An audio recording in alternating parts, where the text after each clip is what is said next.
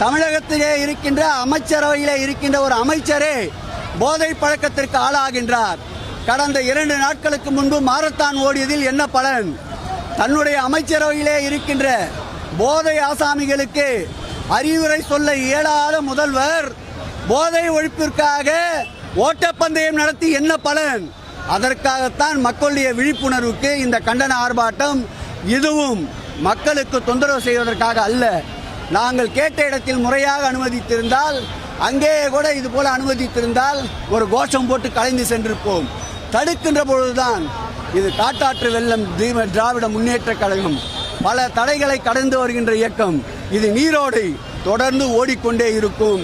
அச்சுறுத்தலால் மிரட்டல்களால் அணிபடையை வைக்க முடியாது என்பதற்கு இது ஒரு ட்ரெய்லராக இன்றைக்கு காட்டியிருக்கின்றோம்.